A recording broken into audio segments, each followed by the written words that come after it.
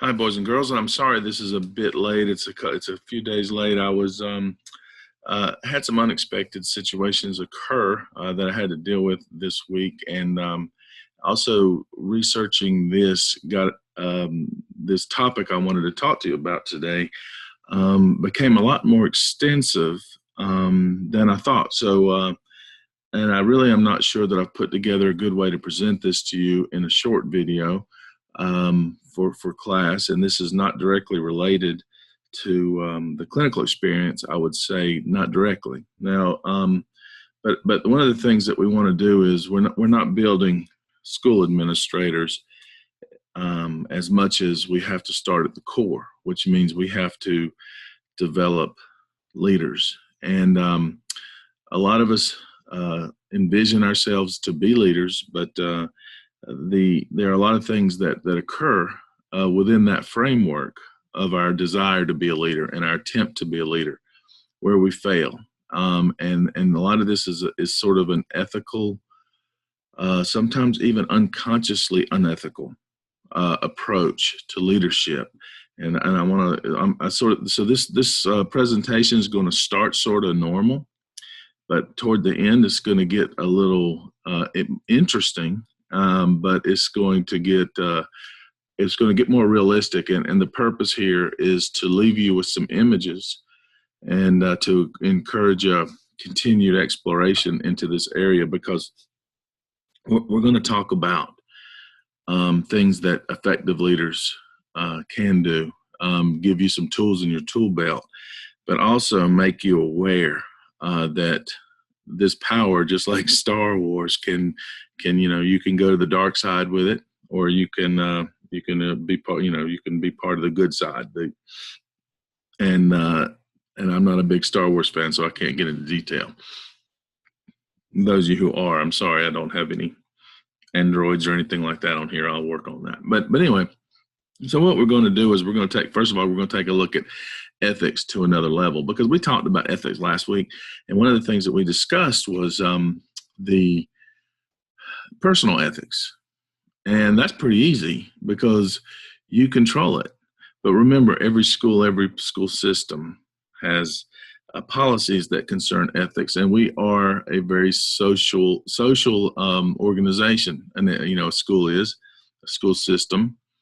And ethics applies to everyone in that system. And there's a common ethical code for the state, as you saw last week, and for every school district. And also some of it's written, some of it is, but what do you do in different situations that may be beyond your immediate control? So that's sort of what we're going to look at today. I think this is a pretty interesting topic.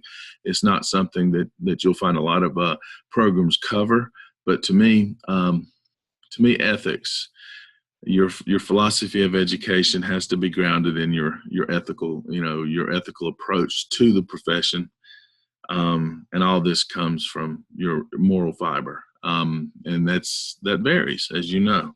And a lot of times good leaders and bad leaders, when you see what we have today, you're going to say, that's so-and-so. Oh yeah, well, this reminds me of this person. And it may even bring up some rather painful, stressful situations. Well, that's good that we examine that and find out what was really at work here. And this may be a hit or miss thing, but we'll see. I doubt it. I believe we'll probably have some response. First of all, ethics, the responsibility to the organization. This is where it gets really tough, because it can put you in some bad situations if you witness, but it happens to most of us all the time. We spot someone at work doing something that we perceive as being seriously unethical, beyond the typical workplace behavior and antics. The question is, do we keep this information to ourselves, or do we report it to the appropriate people? What I want you to do here is use some discretion. Now, I'm going to give you a couple scenarios, and that may show your ability to monitor the situation and still honor the ethical framework that we need to, because as soon as that ethical framework breaks down, you're going to find that a lot of other things break down as well. Okay, know the ethical policy and know what your role should be. Okay, all ethical violations are not the same. As a leader, Use some common sense. I know sometimes in school education, leadership and common sense are not synonymous. But anyway, for the purpose of this exercise, let's assume that we are reformists, and we are going to do what we can do to make school leadership better, not maintain its current level of success and function. So anyway, let's take a look. For example, if you see a teacher walking to her car with a pack of copy paper, the same brand the school stocks, what do you do? Okay, you've probably known principals, school administrators who would do any number of these four things. These are actually meant to be kind of light and humorous. Then these are quotes where you might address how you might address it. Mrs. Jones, I see you must be printing handouts from home. Is the copier on your hall out of toner again? Okay, so simply the way you've addressed it is you noticed it, and you let her know that you noticed it. Miss Jones now knows that she's on notice, that you saw it. Are you going to die on that hill? Do you really want to take her to task, see me in the morning, all that kind of stuff? So those are questions that you have to ask. Do you feel like that if you don't do something, you would not be honoring, your code of ethics? I don't know. Now you have to think, okay, that means I saw Sally Smith yesterday, and I think that paperclip she had was one of ours. I'm not sure. We can trace it back, though.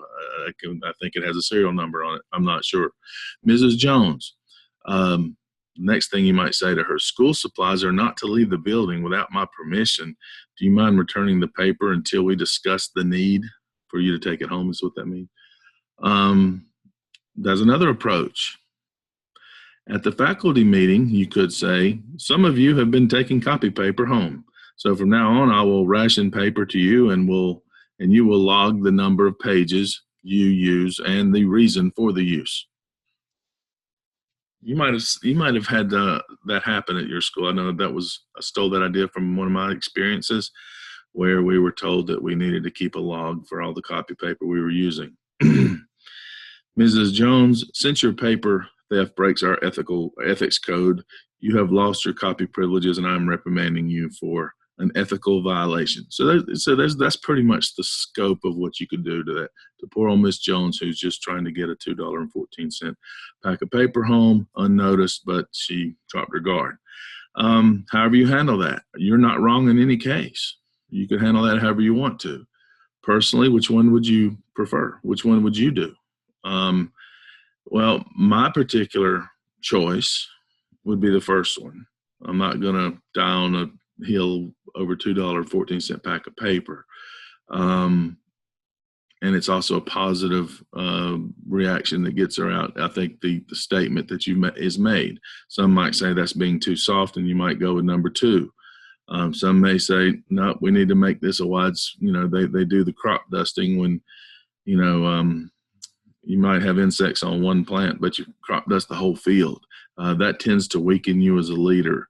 It's the same way in the classroom. I would tell teachers, try to ask specific questions. If you really want to monitor your feedback, ask specific questions to students. You'll identify the problems, the students who don't understand the content, opposed to asking crowd questions where you might have four of the same students answering all the questions, and all you're hearing is the right answer, moving on thinking everybody's getting it. So you really need the feedback to find out. Target the problems. It's more specific. Mrs. Jones, since your paper theft breaks our, are you really going to give her a reprimand for that? And also, a couple of these hurts students. And remember, anything you do to handle faculty that has an impact that can trickle down to the student is probably a stupid decision in most cases. How would number three hurt students?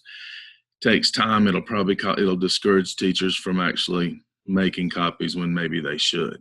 It also takes teachers time. I would rather my teachers spend more time planning. I used to tell my teachers, I want you to spend more time planning than grading. Your feedback more verbal than written, and all these other kinds of things.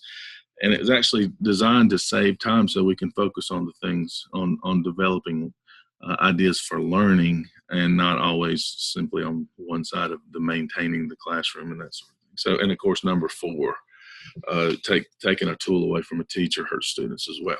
All right. Some problems are more complex.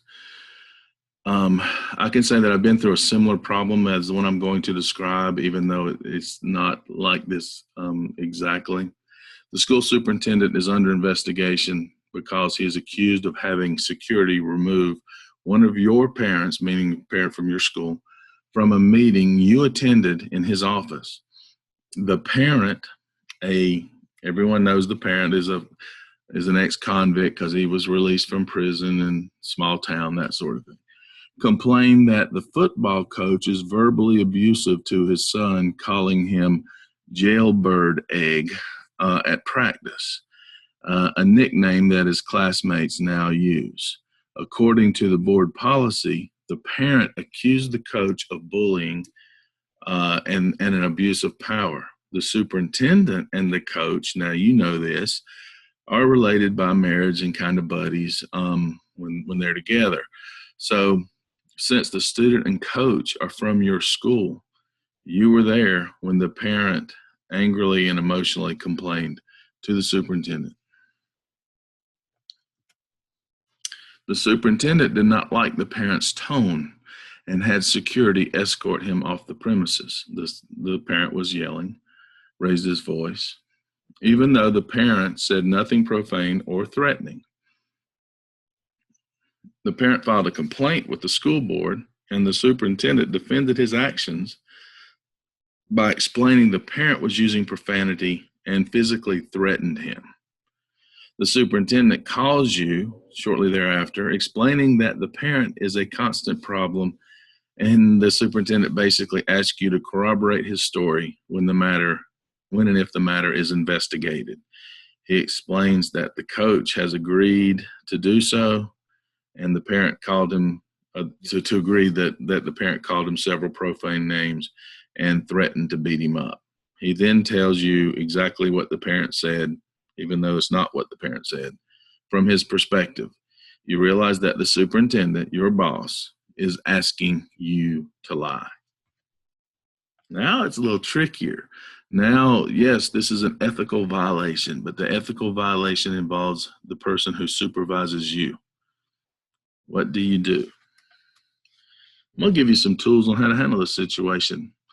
But the superintendent reminds you that there will be 2 words or 2 perspectives against your word accusation, and the only person corroborating your story is an ex-con who got out of prison legally.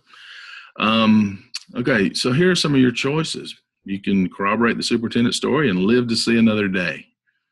And I'll be honest with you, there's probably a lot of people who would do that. Tell the truth during the investigation and take what comes. Ask the superintendent.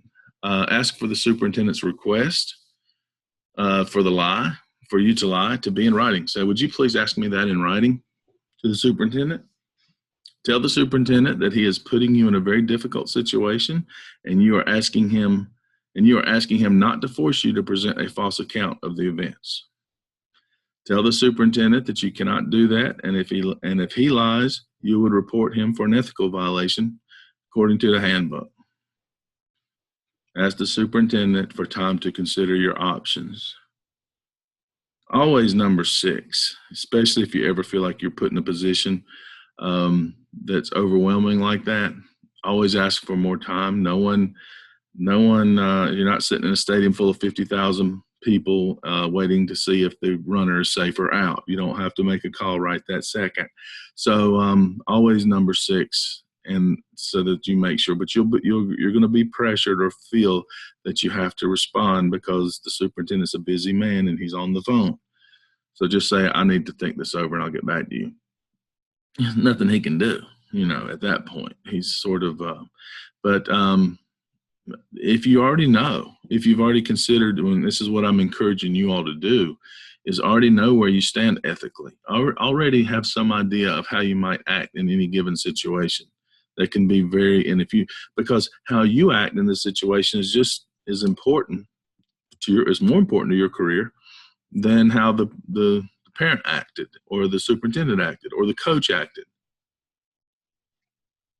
You've done nothing wrong, and now you're put in this situation. And I bet some of you are sitting there shaking your head because you've already been in this a situation similar to this. All right, I would probably go with number 6, but haven't. But since when I was younger, but if I knew to do that and was disciplined enough to do that, but obviously I would now what I know, and this situation came up something like this not too long ago, and I went with number 4. I'm just like, well, wait a minute, you're putting me in a difficult situation, but you're trying to drag me into your boat, and I don't want to be put in that situation. So is there any way that I can be eliminated or extricated from this ordeal, since I'm not really an active player other than a witness? And say that's the problem. He knows I'm a witness. Okay, so what do you do? I asked for that more time. So here's what I'm going to do as soon as I get off the phone. If I'm a member of an educators association, NEA, PINS, or even if I'm not, I may feel that I need to contact an attorney and let them know what's going on, because this is your job on the line. It could be. Doesn't mean you're suing. It just means that you're going to make sure that you're getting solid advice and that you are supported and you have someone who can analyze the process as you go through it. So I would also write down every detail that you can recall, every detail, and then put notes, times, verbatim comments, anything that you can, while it's still fresh on your mind, write it in. Even if you had some notes, fill in the narrative, like you're taking some general notes and turning it into a novel or something, so that the details are there. Any detail you can think of, pauses, hesitations, exhaling, looking at each other, rolling eyes, those kinds of things, put them in there if you can remember them. Schedule a confidential appointment with human resources for an employee who works in your school who wishes to remain anonymous. That employee is you, and the anonymity is something that human resources has to respect. Now, why do you do it that way? The superintendent may have some complicit employees working in human resources. So if you give them any information up front, it could be a statement made to the superintendent of the course of action you intend to take, when at this point you're simply looking for enough information so that you take the proper course of action. Even though you know what it is, even though you know the right thing to do, there are a lot of things to consider, and you have to do the right thing in a methodical way to protect yourself. All right, during the meeting with the human resource representative, ask them if they object to recording the meeting. And this is not because you don't trust them. This is simply to document the processes that you've gone through, and possibly, if so that you can show, look, that this is when this happened, I went here, I talked to so and so, and this is my record of the conversation. You can go on a conference call if you have a representative, a lawyer, NEA or PNC rep. They should oblige. If the human resources doesn't, they said, no, you can't record this, and I've never done this, so I don't know if they would or wouldn't. I can't imagine them saying no. But if they refuse for some reason, this is just me, playing advocate for people who are going through this, what the advice I might give them as an uninformed, inexperienced observer. But if they refuse, I would reschedule the meeting when you can bring a credible witness with no ties to you. When I say no ties to you, I mean someone who would not have some sort of motivation to be complicit with you, to have, so someone that is not working under your control, like the superintendent is trying to do to you. So it would sort of nullify it. But like another administrator, maybe someone who doesn't work in the system, outside the system, or even if you wanted to have an attorney present, if you felt that threatened, that could be your person, or a representative of that law office, a paralegal or something. Okay, and also explain your situation, everything that you have. You give them things in writing, and then you have copies of the documentation that you presented to human resources. So that way there's no confusion over what was said, no taking taking your verbiage out of context or anything like that. Okay, and ask for your advice, writing if possible. And then you might say, you might be talking to them at this point through the the codes, the handbook, the policies. And then of course, not just what you're supposed to do, but what about the aftermath? What about their retaliation policy in this case? What is your policy on protecting me once I've done the right thing? If you're encouraging me to do it, then I want to know how I'm protected by you. And they have to give you that. And they have to show it to you. And of course, if you have a witness, when they explain it, a lot of times they say, well, we don't permit retaliation. Yeah, right. Well, how do you know if it's retaliation or not? Okay. Now look at it from the superintendent's perspective. This is what the superintendent does not want. A lot of professional intervention. He's trying to sweep this thing under the rug, and here you are organizing a parade. He does not want that. All right. And it's not confrontational. It's simply you are going to try to do the right thing, and you're going to protect yourself, and you're going to make sure that you have lined up all the things that you need to have lined up to go into this. See, the thing is, he's not going to admit that he's doing the wrong thing. So all you're doing is going by procedures and recommended protocol. If he says, why are you bringing a lawyer in? Say, well, I talked to, NEA and they suggested it. Or according to our policy, I see that this has some possible implications that could be career threatening to me, especially if I took your advice. And I want to make sure that I do the right thing and that I'm protected. So, I have the right to do that, don't I? Put it back on him. He'll have to say, yeah. Okay, someone who provides a credible, but you're not saying we're going after you because you put me, you're not saying that. You're just protecting yourself, and you have a right. Lawyers can be defensive in this case, even for innocent people. All right, someone who provides a credible, detailed account of the events. That if he knows you've got documentation, and I would send it to him, say, look, you asked me to say this, but here's what my documentation says, and I sent him 5 pages that says how many flies were on the window. Then he's going to know, oh gosh, you've got a snapshot of that room. The more detailed the investigators have, the more detailed the questions. He's going to know that if he sees that you have copious notes, contemporaneous notes, he's going to know that you have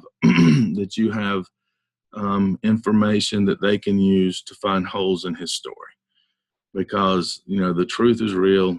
There's evidence of it. But if you're making things up, if they take those 2 in separate rooms, if it were to come to that, then they could expose him. And this would be this. But now remember, he's simply asking you to lie.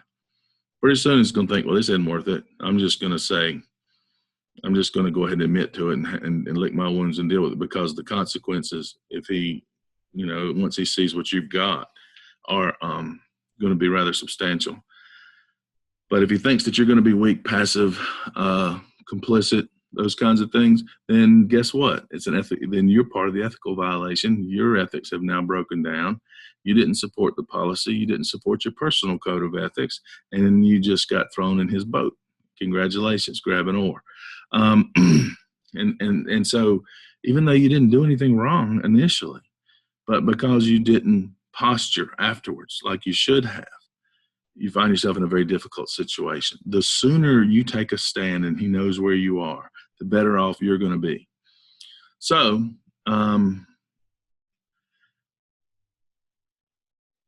there's another point to this, and this is just some observations. Any investigation, and I was talking to an investigator who worked for Duke Power for a while about this. It's one of the reasons why it took me a little bit longer to put this out. And she said, well, any investigator will consider motives. And she said, and I told her about this hypothetical situation. And she said, in this case, your parent has, either you or the parent has a reason to lie, about, the parent would not have a reason to get thrown out of that meeting and that sort of thing. And you wouldn't have. The superintendent and coach, the superintendent has a motive for doing it. and the coach. The coach was wrong, and the superintendent's trying to cover him up, so he threw the parent out in an offensive attack on the parent, hoping for some reverse psychology, so the parent would go on the defensive, and then it would be a wash. Okay, I'll drop this, jailbird egg thing, and you drop the, you drop this other, and I'll not, because I know you might be on probation and all this other kind of stuff, and just think about the trauma of the parent getting escorted out of the room by a guard after he's been in prison or whatever the case may be. I'm sure he's thinking, oh gosh, I messed up, I'm breaking, those kinds of things. A real psychological maneuver on the part of the superintendent that was unnecessary, could have been deemed unnecessary. But if your story is corroborated by the other party without a direct or serious motivation to falsify testimony, and the investigator finds inconsistencies in the stories of those without a reason to lie, then obviously it's easy to make a judgment on that. So anyway, these are just things to know that should give you confidence. A lot of people are afraid of the power tree. The power tree,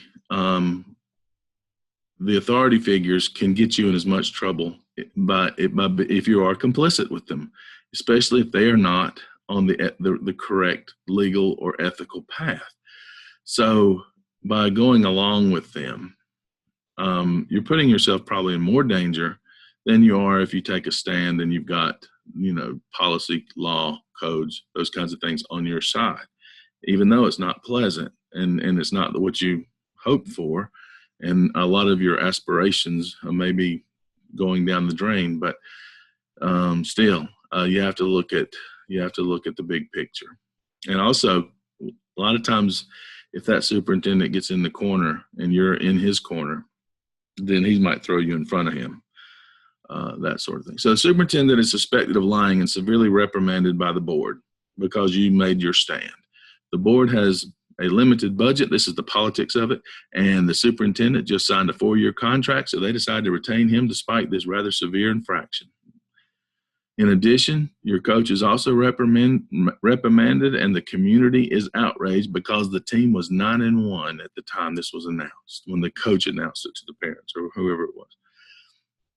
All right, the parent thanks you, but the kids in the school still call his son Jailbird Egg, or a shortened witty variation. So after all this, you do the right thing. You've got the community mad at you. You've got your boss mad at you. You've got your coach, which means he could turn your faculty on you. And, why didn't I just go along with the superintendent?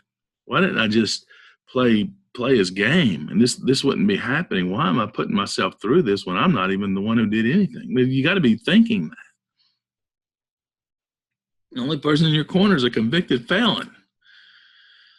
Kid's still being bullied. The coach is upset with you, and he's got a pitchfork and torch-bearing mob of parents behind him and community members, people who are frustrated high school athletes. This is the closest thing they'll ever have. This is the closest they'll ever get to some sort of mediocrity. And they're all upset and fired up. And your biggest problem is the superintendent, your boss, who has already been read the retaliation policy.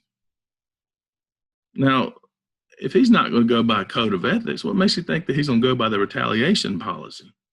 That's the thing about these people who have codes. When the codes are broken, sometimes they treat them with more codes. And I'm like, well, wait a minute. Well, there's one underlying assumption here that we're not even talking, nobody in this room is talking about. That he doesn't go by codes. He didn't go by the rules, but you can't say it because that might appear insubordinate and might make things worse than they already are. So you sort of have to just sit back and see what's going on. Oh gosh, I wish I hadn't done this. Oh gosh, I wish I had done this. Oh gosh, I wish I hadn't done that. That's going through your head, I know. But stick to your guns and do the right thing. This is not easy. You have an obligation to yourself, to your students, to those misled community members. Anyway, so what are the forms of retaliation that you might expect? And this is what you need to do. You need to look for them. You don't need to be blindly floating and all of a sudden get blindsided. You could be omitted from things. You could be, there could be peer pressure. You know, one thing that you were told is you can't talk about this. This is confidential and nobody's to discuss what happened in this room. Well, some people, again, they don't go by rules. So they're out there bad mouthing you or, you know, whatever. It could be that the superintendent retaliates by crop dusting, making things difficult for all principals. All the principals blame you. Now all the principals are mad at you. Why'd you go and run your mouth? Why didn't you just shut up and do it? You know, and you hear them now. Verbal abuse. You know, one-on-one situations in the hallway or something like that. He could say things to demoralize, humiliate, threaten, and it's just your word against his again. Then he could say, well, you're retaliating against him because of this thing didn't go the way you wanted.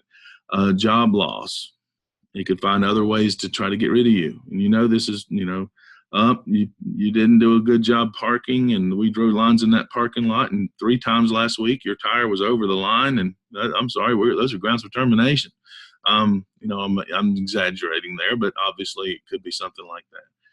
And you know, they don't have to give you a promotion. This did happen to me in a system where I had an altercation with a superintendent it was an unrelated matter, and he did not like my response. I was sticking to my guns, always do, and I was the most qualified assistant principal in the system, and then 2 jobs came open, and I wasn't evaluated for either. And so I went and confronted him about it, and then I was given a token interview and not given the job, and you could tell during the interview that it was a token interview. So I learned from that. They could transfer you from one school to another school.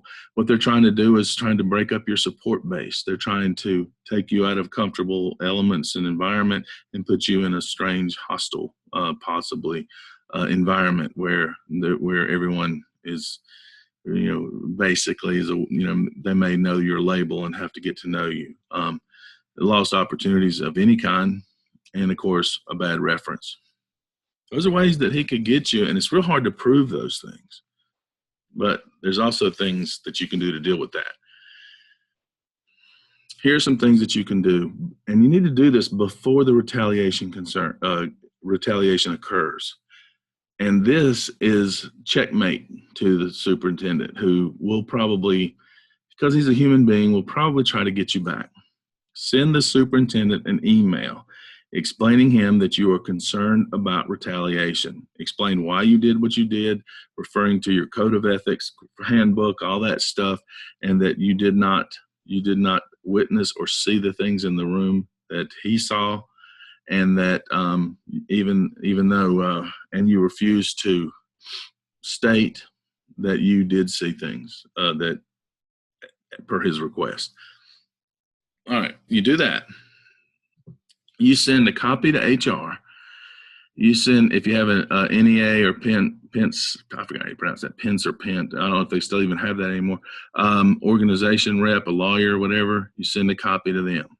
You send a copy to the school board. So you got human resources, your association that protects you legally, a copy to the school board where they can see this. So they know that this is a concern of yours now. It's also reiterating the fact that you refuse to be unethical. Do you think they're going to go after you for some sort of other violation later? In that letter, you could explain that you had an impeccable record of 5 years as a school principal, and you might mention that you were, 11 years as a teacher, and never anything but glowing recommendations. You can establish yourself in that letter, but you are setting up. Once you do this, then and you might even mention the areas where you're concerned that he would retaliate. So that way, if you mention it in advance and then he tries to do it, you can say, look, I mentioned this in advance. This was a concern I had, and look, voila, it happened.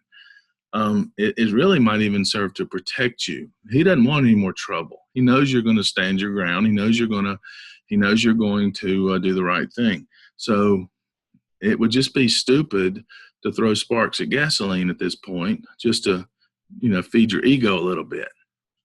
But there are some who'll do that, and we'll get to that in just a second. In the email, explain that you were put in an uncomfortable position, did not want to appear unsupportive or insubordinate, but you could not do with clear conscience what he seemed to want you to do.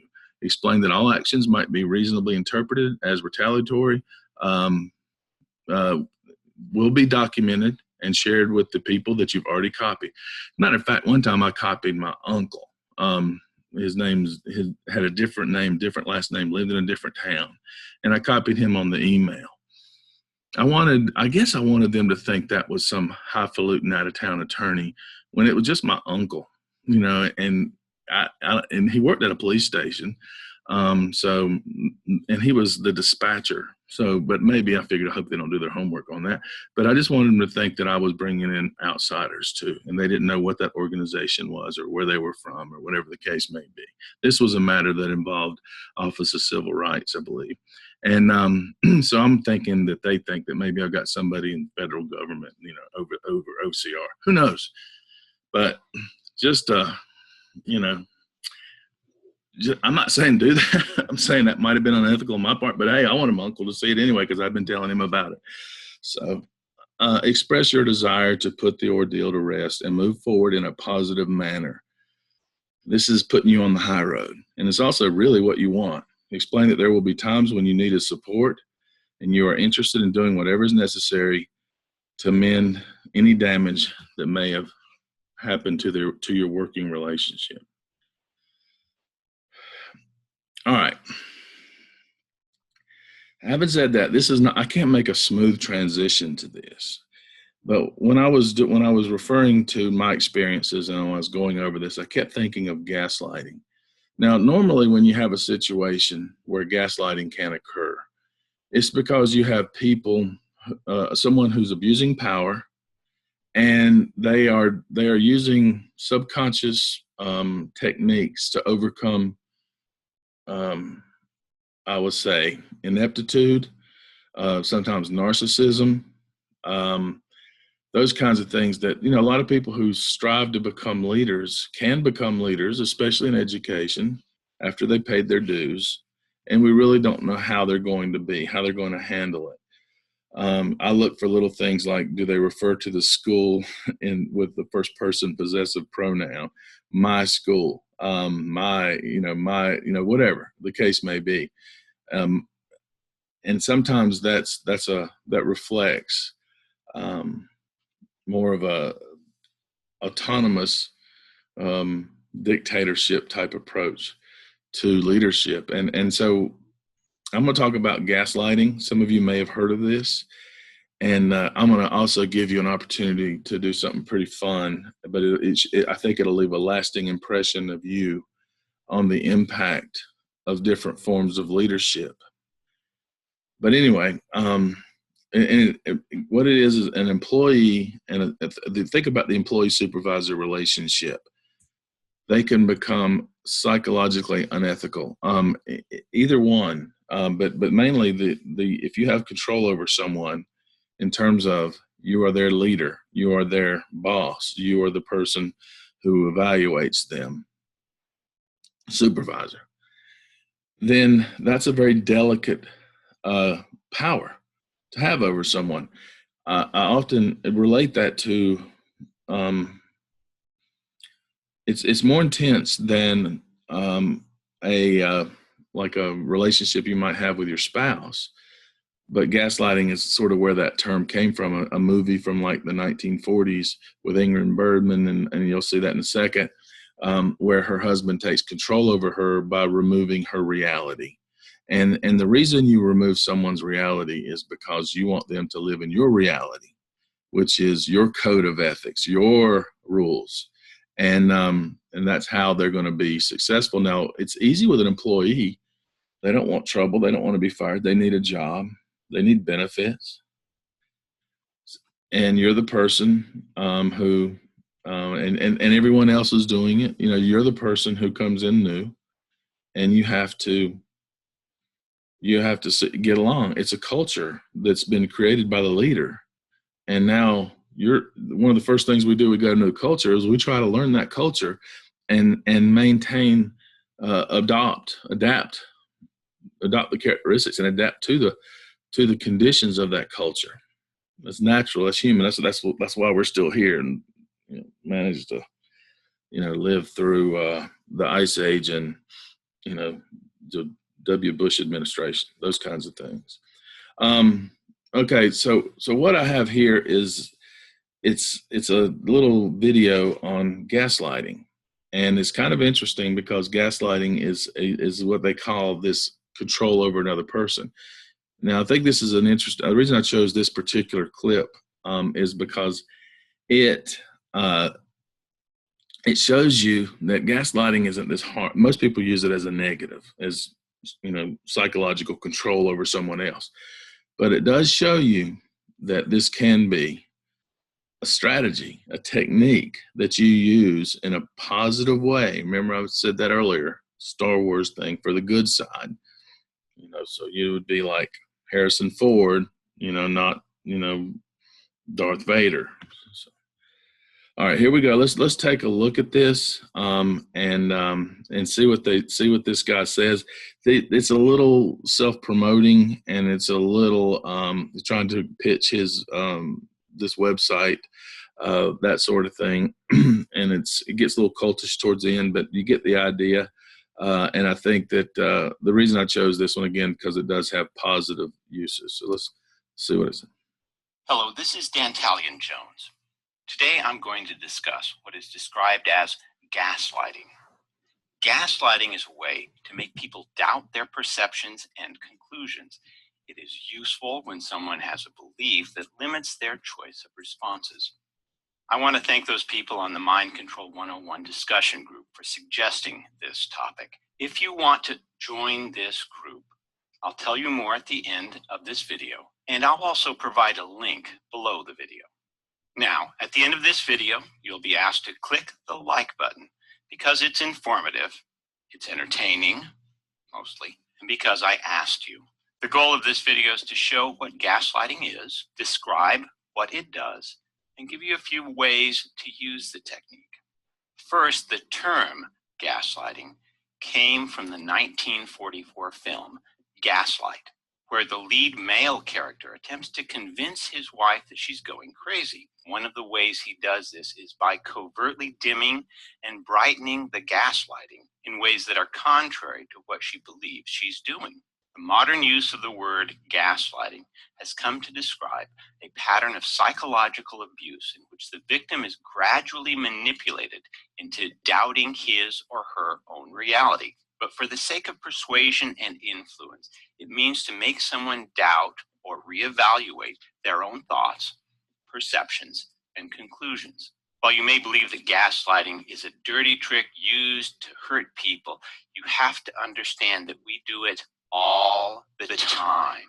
Gaslighting is a major component of communication. In fact, most communication is about us trying to influence someone away from how they currently think to a way that is more suitable to our goals and ideals. In fact, it's as common as telling someone, "You're wrong." But just because gaslighting is commonly used, it does not mean that it's commonly effective. In fact, it usually gets the opposite result. Everyone has a deeply rooted interest in maintaining the reality they have created. To change it quickly is usually so offensive and so frightening, it will evoke their greatest possible resistance. It should also be noted that not all gaslighting attempts are destructive. Counselors make great effort to alter an unhealthy perception of reality to one that is more supportive of the client's mental health. In this video, I'll provide you with both positive and negative examples of gaslighting techniques. I can't police how you decide to use the technique of gaslighting, but I can tell you or ask you to not be an asshole with the technology. There are enough of them already in the world without you contributing to the world's suffering. So have fun and play nice. Before I give examples of gaslighting techniques, I want to emphasize how to soften the techniques so they don't create a strong, immediate resistance. You can do this by saying what is called a softening statement with as much empathy and compassion as possible. A softening statement might be something like, "I want you to know that I'm telling you this as a close friend." Or, "That makes me wonder." So, as a rule, always begin with with a softening statement. I'll begin with one of the most effective forms of gaslighting. It's called revealing the hidden thoughts of others. Imagine you're at your job of several years in which you have a reputation as upbeat and funny when two of your coworkers take you aside and tell you that everyone in the office has tried to be nice, but that your jokes and sense of humor leaves everyone disgusted and find the time you take with them wasteful and a total distraction from their work. The effect would likely be painful and dramatic. You would instantly reevaluate everything you thought about your job, your friends, your friendships, and yourself. The same effect can be used to help people reevaluate themselves in positive ways. Imagine your boss's secretary takes you aside and says, "You know, he wouldn't want me to know that I told you this. But your boss said that he had never seen someone work as hard as you. He is so proud of how you've worked out here." So to recap, revealing the hidden thoughts of others, you are, in short, telling the person what other people are secretly thinking about them. If you're going to use it, remember to play nice and be kind to people. The next gaslighting technique is pretty simple in concept and explanation. It's simply called repetitive questioning, and that is essentially all you have to do. A personal example of repetitive questioning happened to me when I decided to make a relatively significant change in my life, and it puzzled and even distressed a few people. One person kept asking me, "Are you sure? Are you really certain about that? You're sure?" Fortunately, my familiarity with repetitive questioning prompted me to tell them to either stop questioning my decision or to leave. They stopped. In its highest form, repetitive questioning takes the form of sleight of mouth patterns. These are types of questions that make you analyze the things that make up the belief. Without going into extensive detail about sleight of mouth patterns, here are a few as an example. Where did you get that belief from? Have you considered all the long-term implications of that? Have you ever thought how believing the opposite will get what you want even quicker? What process led you to that? Are you really the type of person who holds that belief? This is not an exhaustive list by any means. It's been demonstrated that if you use 4 sleight of mouth patterns in a row, it will usually create a huge doubt for the person who's holding the belief that you want to topple. Like any form of gaslighting, repetitive questioning and sleight of mouth patterns can be very uncomfortable and create anger and resistance in the person you're trying to gaslight. As mentioned earlier, it's a good idea to use softening statements to make them sound less harsh. And remember, play nice. It's better to help than to hurt with this technology. Another gaslighting technique I call illuminating the darkness. This is done by bringing to light things that people were not aware of. By doing this, a person will begin to wonder if there is anything else that they've overlooked. Once they are brought into the light, they begin to realize that there is a whole unseen world of darkness, meaning things they don't know about. During the human potential movement of the 1970s and 80s, people would sit through seminars where they would be constantly reminded of their failed promises. After these insights were brought into sufficient light, they would quit attempting to explain or justify their failings and look to the seminar leader for the answer. In other words, they began to doubt what they believed about themselves. The negative aspect of illuminating the darkness would be to reveal things that are negative about a person. If you do it gently and with lots of kindness, you can encourage a change in someone. You can turn the technique to help people by pointing out something positive in their character or behavior. But to make it effective, it must be something they would not have considered on their own. I hope this has been enough to give you a good starting point to understand gaslighting. If you have any additional ideas or suggestions, post them in the comments below or send them to me. And by all means, use them on people, but play nice and aim for a kind and helpful outcome. I'd mentioned that I would tell you how to join the Mind Control 101 discussion group. It's pretty simple. Go to yahoo.com and in the search bar, type. Okay. I'm not going to let him promote his video. You can follow that and watch that yourself if you want to. Let me just say this before I get into this next slide about the Stanford Prison Experience. The way you protect yourself from these kinds of techniques, we are all victims of leadership. We are all vulnerable, and there's a trust that we have to establish. And most of us do not, in most cases, do not feel comfortable with the leadership or the power that leadership has over us, whoever the leader may be. That's why most of us probably think most of the principals we work for, we didn't like them. But when you ask them why, sometimes people have reasons that aren't really valid reasons, aren't really psychological reasons for it. Now, my point is, we look at things through different lenses, and when you look at things through your intellectual lens, then you've turned off your emotional lens, or sometimes your even subconscious lens, those kinds of things. So what we want to do is what I'm trying to do is arm you with the ability and tools to be an effective leader, and also to be aware of the things that you might do to be an ineffective leader. And since this is tied to ethics, you have to understand even as a school administrator, you will have supervisors, and it's a hierarchy. The school system is a hierarchy. So you need to be aware of things like gaslighting, because leadership is by definition, can be easily somewhat of a narcissistic, role that we have in humankind, opposed to people who view themselves as servant leaders. Most people don't. And most people may say that, but they don't. They're not really servant leaders. Just like when teachers say, I'm here for the children. No, you're there for a paycheck. You're there because you couldn't pick a major in college, and you went, I know you like children, and I know that's important, but let's call a duck here.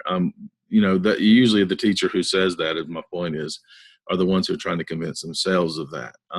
We're all there for the children. That should be a given. Let's move on from there. But your actions will tell you more about what you're there for than your words. So just think about this. What I'm doing is I want you to know two things when you step into a school. I want you to know your educational philosophy. How do kids learn, and how do I lead teachers to maximize learning in my school? What do students what do students need to learn? And what do I need to do, to provide that environment to facilitate that process? And you better be able to answer that question down to every little detail in the school. You need to know your community. You need to know the challenges. You need to know your faculty. You need to know everything that you're dealing with. That's if you're a new principal, that's first thing you're doing is you're going around, you're finding out things. You're learning as much as you can. You're reading through the files. You want to know, not labeling, but you want to know what your challenges really are, and what your assets really are. The other thing is a very strong ethical code. If I am confident in what I believe and why I believe it, and I stick to that code, other people are less likely to manipulate me. When I'm thinking about gaslighting, it could range from Jesus on the high end. I probably never thought about it, but some of the persuasive leadership tactics he used for the good, for common good, were effective, and that's what made him an effective leader. I haven't done my pros and cons of that idea yet, but then you think of the other side, and I look at people. This is a lot easier for me to see.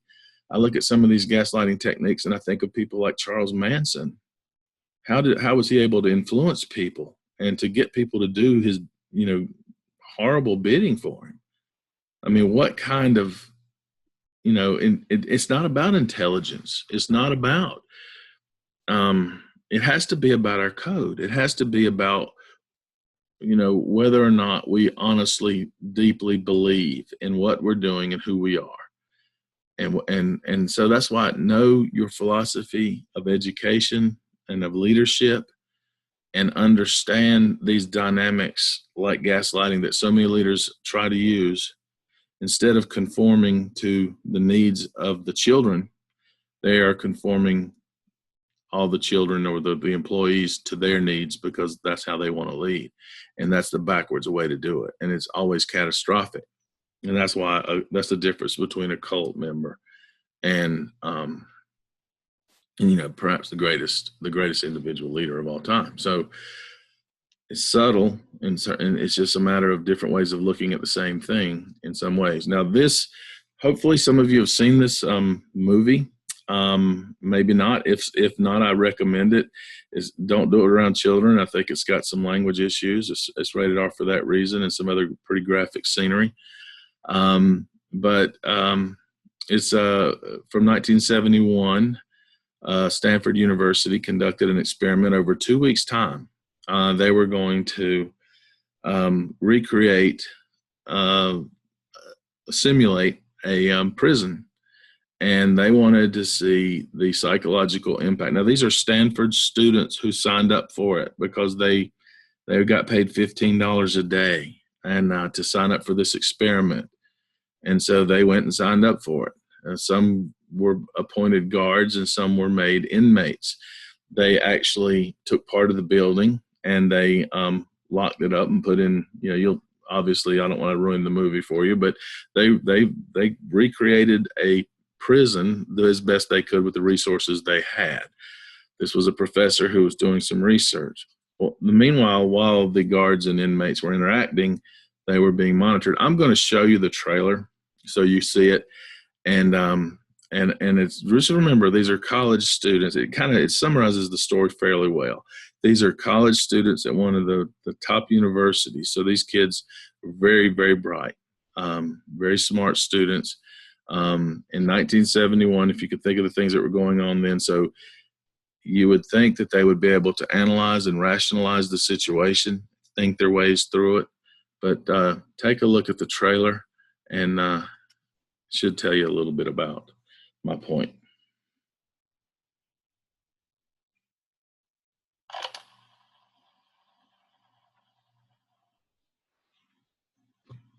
Would you rather be a guard or a prisoner? I don't think I have the qualities to be a guard. Prisoner. Prisoner, I guess. Prisoner sounds like it would be a little less work. Prisoner. Why's that? Nobody likes guards. Good afternoon, gentlemen.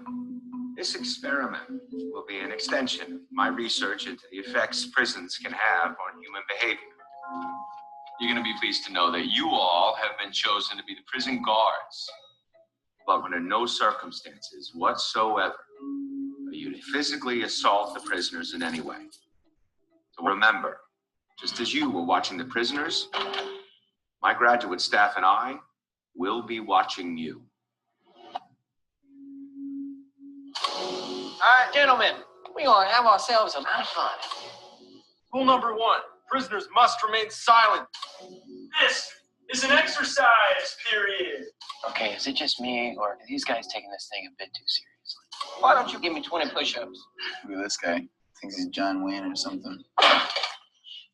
You address me as Mr. Correctional Officer. This might be an interesting 2 weeks after all. Why don't you make up your bunk, 8612? I did, Mr. Correctional Officer. Well, that's not what I see. Hey, what are you doing? Extra space now!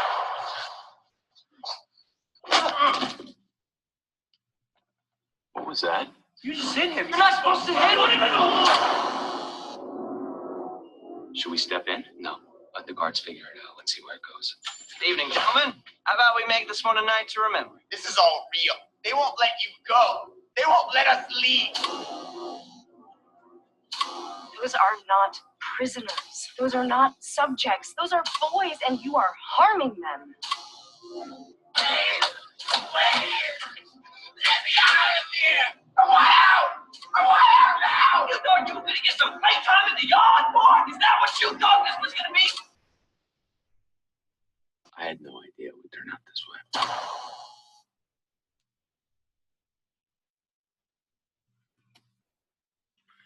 So as you can see, the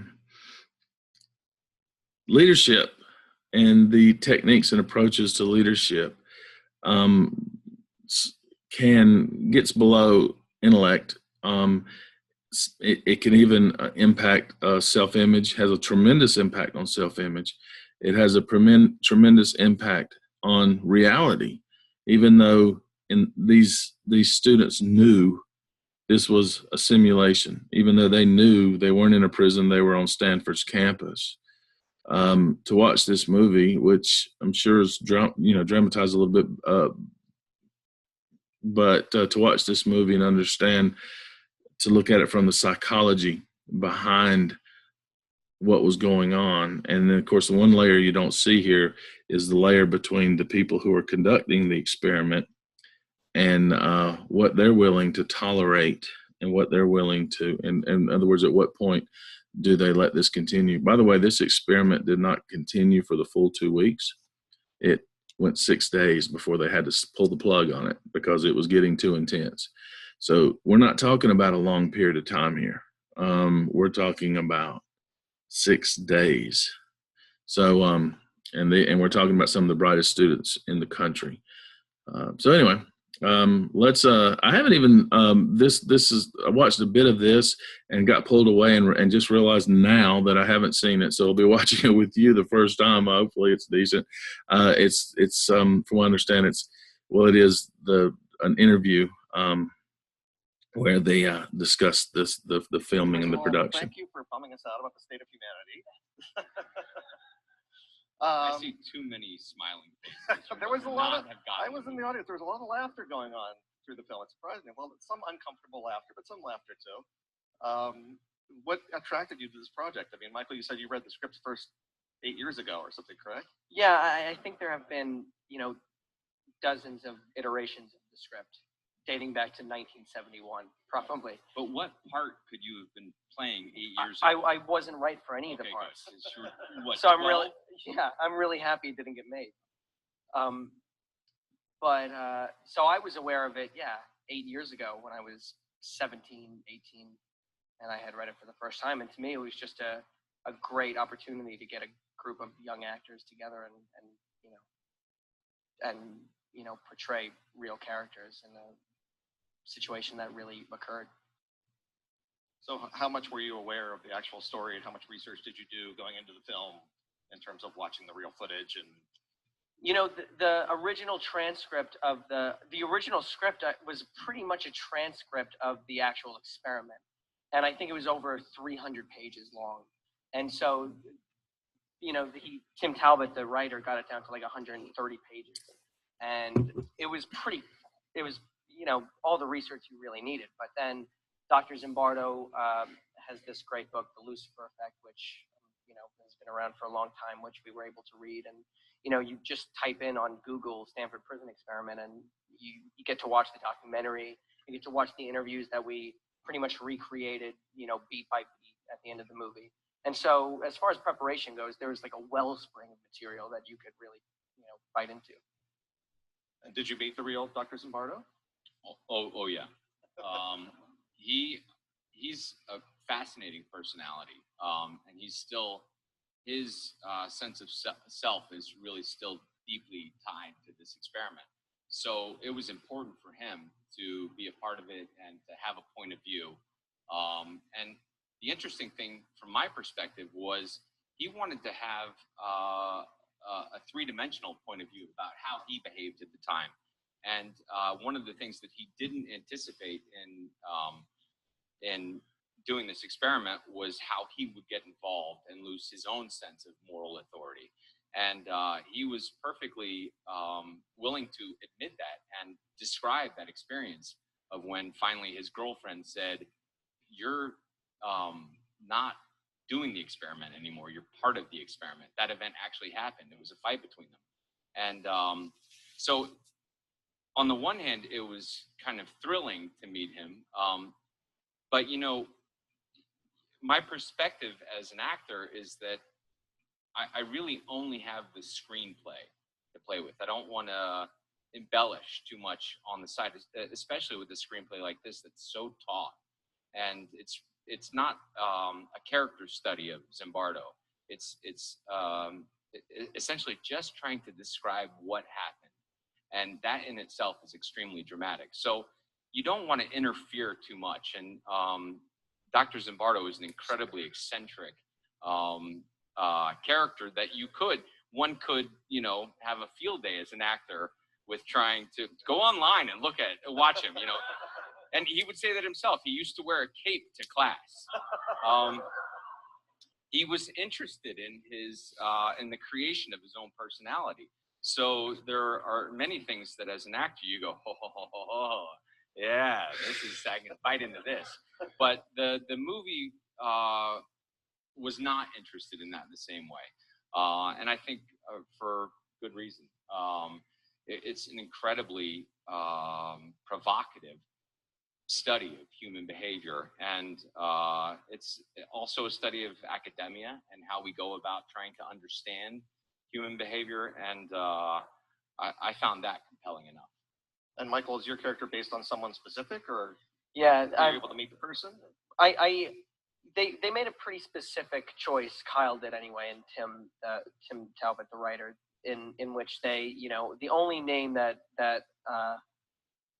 is given to the film that was actually a part of the experiment, or the only two names are Phil, Dr. Zimbardo, and Christina Zimbardo, his now wife. And all of the other guys, I feel like they, in all fairness, wanted to protect slightly, because I think, you know, a lot of people who don't really know the intricacies of the experiment would immediately label these young guys who were, you know, 19-year-old college students who lived in California as bad guys, which it's just really not fair to them, because they were, you know, just as innocent as the guys who played the prisoners. And so they really, at the end of the day, kind of... This is coming from the guy who played the lead sadist. So,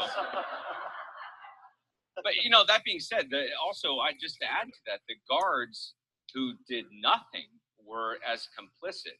And that's a really interesting facet of this movie as well. The prisoners who did nothing to assuage the panic of their fellow prisoners were complicit as well. It's just what ended up happening is the role playing, the societal role playing that goes on with everybody and socialization took over. And this is a fundamental part of who we are. You behave differently at a Mets game than you do at church. Are you two different people? Probably not. Probably the same person, but there are different social consequences to all of your. So this happens in extreme environments as well. Yeah, I mean, the basic question is the one that they pose at the end of the movie, is in which the character who my guy was, or the person who my character was based on, was this guy named Dave Eshelman, who in real life is like 6'4", you know, really large, imposing guy. Actually, all of the actual guards who became alpha males in the real experiment were the biggest guys of their guard shift. So it was a much more simpler kind of clean cut. Physically, they were the alpha males. But this guy, you know, none of them ended up lending their names to the film. But I feel like it was, at the end of the day, probably out of fairness to them. Yeah. So how did you go about creating your characters physically? I mean, the looks of the characters, the voice. You got some funky facial hair going on for both of you. Have you seen Yes. pictures of Zimbardo? Yes, yeah. yes. That's what he looked like. And that's still what he looks like. Devilish look about him. I mean, the Lucifer. And he has, actually, there is an eccentricity in the way that he speaks too, that I decided to avoid a little bit, because it calls attention to itself. He's interested in the force of his own personality and his sense of self. And he's actually, you know, he's an incredibly smart, engaging, and present person. So it's hard to deny the force of that. But he speaks in a very high register and everything is really intense and clear, but also kind of, guided. And I thought that might be distracting. It's enough with the comb over. But what are you talking about? He has a full head of hair. He does have a full head of hair. I'm sorry, he just had the side part. But no, it was the crucial part was to like try to not use the cape. Try to not use the things that were actually factual. This is part of what he was trying to cultivate. So it was kind of dimming him down a little bit, for me. And Michael, you're basically playing a character who's playing a character too. Yeah, I mean, for me, especially when you watch the interviews with Eshelman afterwards, they were the most insightful pieces of information I could have garnered, because he never really felt that bad about the things that he did. And it's very similar to the interview at the end of the movie, where he allowed himself to detach emotionally from his own behavior and from the kind of torment that he was putting these other guys through. He was an aspiring actor, and he was acting, and which is not all that different from what we do. So I related to that, and I thought it was, at the end of the day, just somebody who was having fun, kind of instigating the experiment along. And if you really think about it, if it wasn't for his instigation, and even Doug Corpy, Ezra Miller's character, who acts as an antagonist to the experiment as well, but for the opposite side, if it wasn't for these two guys really pushing the limits of the guards and the prisoners, the experiment wouldn't have had the same results. So what was the atmosphere like on the set? First of all, where did you film it and how long did it take? And was it as claustrophobic to shoot as it is to watch? Well, we were in Los Angeles, in an abandoned warehouse of some kind. I think that they have turned into a set for a number of different productions, including TV shows. And it's reliably uncomfortable. There's no air conditioning, and it's dank and unpleasant, so it was perfect. And the experience of shooting it, it's a good question. I mean, it was a very intense experience. Okay, I'm going to stop it there. The part I wanted you to see was when they described Zimbardo. Dr. Zimbardo was the professor who oversaw it. I mentioned earlier narcissism, and no one. I think these guys do a pretty good job of describing the cape, and the movie also tones it down a bit. But there's also a scene in the movie where someone calls him Mr. and he corrects them very quickly, Doctor. So that there's a very subtle suggestion there that some sort of a narcissistic play is at work. I think it was a parent of one of the students who, when we were allowed to visit. So anyway, they describe a lot of things I think really well, but I think that the Zimbardo's narcissism and his oversight of the project, and you think of the layers, the guard who's in charge, the inmates, which if you look at it from our perspective, he could be the superintendent, principal, and of course the teachers. And when it's a negative case of gaslighting, when you alter the reality in a negative way and you use authoritative techniques, there's a price to pay, and you can alter the reality. I thought it was really interesting when he said we're different at a ball game than we are in church, and so we have our own culture, our own climate at that school, and that we're the person who decides how that's going to be. And so once again, stick to your code of ethics, stick to your philosophy of the way children learn, and go with it. There are going to be a lot of factors trying to undercut you. A lot of agendas are going to come across your desk every day, and everyone spins it. Everyone has an approach, a strategy. Teachers who aren't good are looking to cover that. People who want privileges are going to perhaps embellish the reason they want it. Though that it's everybody has an angle, everybody. But what you have to do is you have to understand that, and you have to appeal. Find the common solution, the best solution, and the only way you're going to be consistent is if you know who you are and what you're doing, and that is your code of ethics, how children learn, and that's the philosophy that you're going to take to that school, and that's how you're going to make it successful. Don't be afraid to reflect. Don't be afraid to listen to criticism, and when you hear it, build on it. But just understand the control you have over people. Please watch that movie if you get a chance. It's on Netflix, I think, and Amazon. I'm not sure about that, but it shouldn't cost anything. I think it's from 2015, based on 1971. But anyway, so have a good weekend. Be safe, and I'll be back with you early next week.